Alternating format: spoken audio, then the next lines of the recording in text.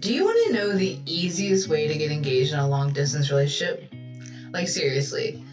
It's so easy. Once I tell you, you're probably going to be mad that you didn't think of it before.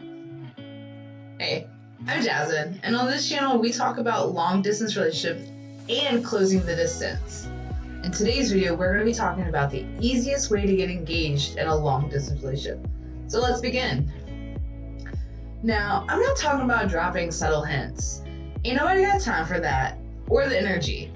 Like, let's leave that in 2020. This is now 2021. We're gonna be looking at things from a whole new perspective and figuring out what can we do to better ourselves this year. And to do that, we need to know about the easiest way to get engaged. And the easiest way is to have an open discussion about engagement. Yep. It is that simple. All you have to do is sit down and talk with your partner about wanting to get engaged, wanting to move on to that next step in your life. So, the easiest way to get engaged in a long distance relationship is to have an open discussion about engagement. So, in this video, I'm going to be talking about being open with your partner and your wants and needs for engagement, as well as outlining the 6 discussions you need to have with your partner in order to make it to that next step in the long distance process. So before we get into the discussions, I want to talk about like my long distance relationship journey and like our engagement process. So Twanis and I were in a long distance relationship for 3.5 years, and we started dating in 2017 and officially closed the distance in October of 2020. Yes, we closed the distance during a global pandemic. We are crazy. I mean, and like, you know, we love each other and we really wanted to be with each other. And I feel like because of the uncertainty from everything this past year in 2020 and how that's kind of carrying over to like travel bans now in 2021, I just feel like a lot more couples are going to be wanting to take this next step. So let's break down the discussions you need to have. Well, the first one is kind of a mindset thing. Stop comparing your relationship to other people's relationship. I know it is so easy to compare your relationship to others. Like when Twanis and I first started dating, I just remember all my friends from high school were getting married, getting engaged, having babies. It was like on my Facebook page, just scroll, baby, scroll, engagement, scroll, wedding, scroll, baby. And I was just like, oh my gosh, like why? I want to be at this part of my life. Maybe not the baby part, but like the engagement, the wedding part. I want to be at that part of my life. And then it was making our relationship a little bit stressful because I kept comparing it. I kept thinking like, I want what they have. Not understanding like, I'm in a long distance relationship with someone that lives in Finland. Our cultures aren't gonna have the same ideas. If I look at his Facebook page, it ain't gonna be like that. It ain't gonna be baby. It's gonna be people being single until like they're in their mid-30s. And that's like a huge like cultural thing. So you have to stop comparing your relationship to other people's relationship, because there's going to be cultural differences. There are going to be like life differences in general. And even like if you are in like an LDR community on Instagram or TikTok, or if you're on TikTok, let me know your name. Drop that in the comments, because your girl is trying to find the LDR community on TikTok. Let me know. But like even like looking at the couples videos on TikTok, I'm like, oh man, like I want to do cute videos like that with Twanis.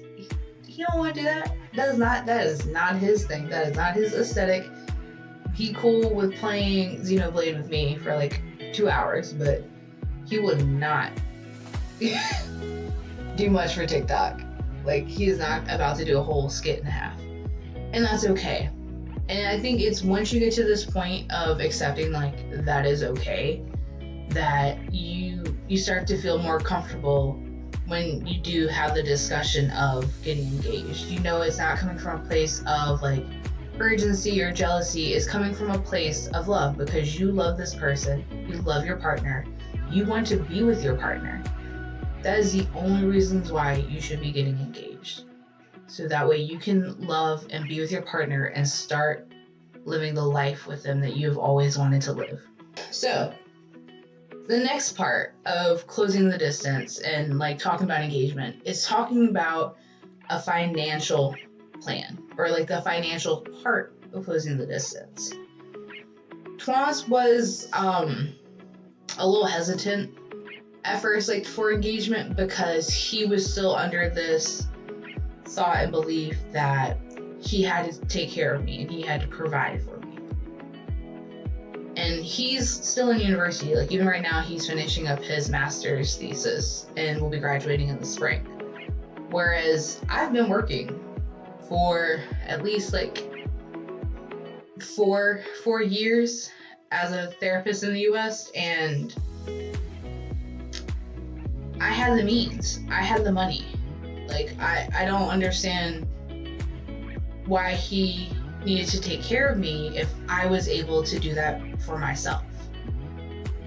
So once like we talked about that and talked about how much like closing the distance would cost, how much a wedding would cost, and you know, trying to find the cheapest way to do everything, is because again, all that stuff is nice looking outwards, but like what really matters is being with your partner and starting to have a life with them. So like after you get that mindset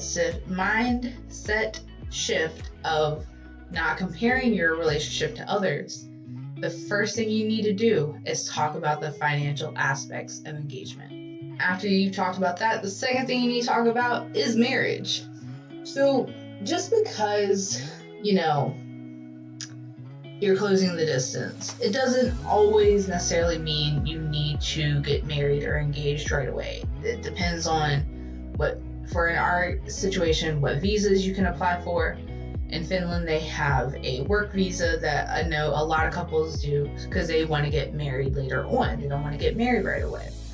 So have that discussion about marriage. Like, when do you expect to get married? Are y'all going to have a long engagement or a short engagement? The long engagement works beautifully because it allows you that extra time to save money. So we got engaged in July of 2019, and I'm so bad with dates. Like, he has to remember all of them because I forget them. I'm like, when do we start dating? He knows. It has to be, I'm like, February. What year? I don't know. Yeah.